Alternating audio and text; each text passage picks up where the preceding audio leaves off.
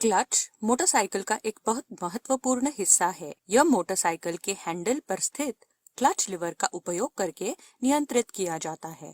सबसे पहले ये देखते हैं कि क्लच मोटरसाइकिलों में कैसे असेंबल किया जाता है।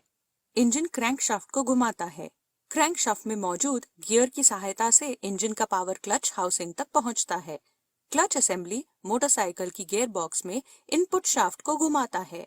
गियर बॉक्स में मौजूद विभिन्न गियर्स के माध्यम से आउटपुट शाफ्ट को घुमाया जाता है, जो मोटरसाइकिल के पहिए को घुमाता है। क्लच असेंबली विभिन्न पार्ट्स का एक संयोजन है। इसमें एक प्रेशर प्लेट होता है, जिसे स्प्रिंग्स और स्क्रूज की सहायता से उचित प्रेशर दिया जाता है। ये प्लेट क्लच पैक को दबाता है। क्लच पैक में कई स्टील और फ्रिक्शन प्लेट्स होते हैं। क्लच बास्केट और इनर हब को गियर बॉक्स के इनपुट शाफ्ट में असेंबल किया जाता है। अब समझते हैं कि क्लच कैसे काम करता है। जब क्रैंकशाफ्ट घूमता है तो क्लच बास्केट भी इसके साथ घूमता है, लेकिन ये गियर बॉक्स तक पावर ट्रांसफर नहीं करता है। इनर हब गियर बॉक्स के इनपुट शाफ्ट से जुड़ा होता है। यदि हम इनर हब को घुमाते हैं तो ये गियर बॉक्स के इनपुट शाफ्ट को भी घुमाएगा। क्लच की कॉन्सेप्ट समझने के लिए हम एक काल्पनिक कनेक्टर लेते हैं, जिसके बाहरी और भीतरी हिस्से पर दांत है, जो इनर हब और क्लच बास्केट से इंटरलॉक हो सकता है। यदि हम क्लच बास्केट और इनर हब के बीच में इस काल्पनिक कनेक्टर को असेंबल करते हैं, तो हम इन दोनों को एक साथ घुमा सकते हैं। और अगर हम इस काल्पनिक कनेक्टर को हटा देते हैं, तो क्लच बास्केट और इनर हब स्वतंत्र हो जाते हैं। लेकिन इस कनेक्टर का उपयोग करने में एक समस्या है। जब कनेक्टर को हटा दिया जाता है तो इनर हब मोटरसाइकिल की इनर्शिया के कारण घूमने लगता है और क्लच बास्केट इंजन के कारण घूमने लगता है। इस वजह से क्लच बास्केट और इनर हब अलग अलग गति से घूमना शुरू करते हैं। अब इन दोनों से इंटरलॉक करने के लिए हमारे काल्पनिक कनेक्टर को एक ही समय में दो अलग अलग गति से घूमना होगा, जो कि असंभव है।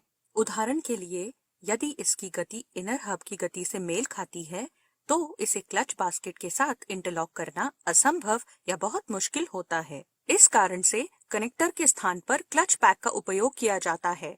क्लच पैक में अलग अलग प्लेट्स होते हैं, जो कनेक्टर के रूप में काम कर सकते हैं। समझने में आसानी के लिए हम इन प्लेट्स में से दो प्लेट्स को लेते हैं। इन प्लेट्स में से एक फ्रिक्शन प्लेट है और दूसरा स्टील प्लेट है। फ्रिक्शन प्लेट की बाहरी परिधि में दांत होते हैं, जो क्लच बास्केट के साथ इंटरलॉक होते हैं। यह प्लेट क्लच बास्केट के साथ घूमता है। स्टील प्लेट के भीतरी भाग में दांत होते हैं, जो इनर हब से इंटरलॉक होते हैं। ये प्लेट इनर हब के साथ घूमता है।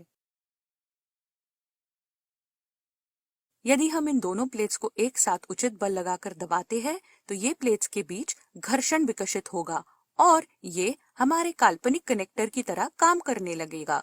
अब यदि हम क्लच बास्केट को घुमाएंगे तो इनर हब भी घूमेगा, जिससे पावर गियर बॉक्स तक पहुंचेगा।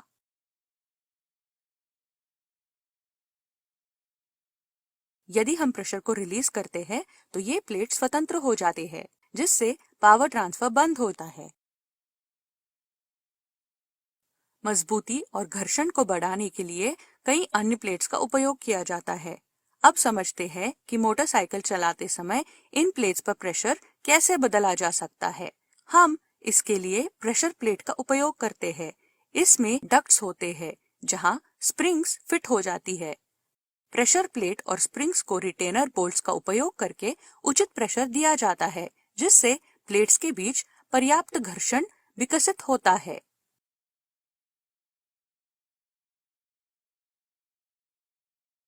हम प्रेशर प्लेट को बाहर की ओर धकेलकर क्लच पैक पर प्रेशर को कम कर सकते हैं। यह प्रेशर को कंट्रोल करने के लिए हम क्लच लीवर का उपयोग करते हैं। क्लच लीवर को खींचने और छोड़ने से एक केबल या हाइड्रोलिक सिस्टम एक एक्चुएटर आर्म को घुमाता है। यह एक्चुएटर आर्म पुश रॉड को दबाता है।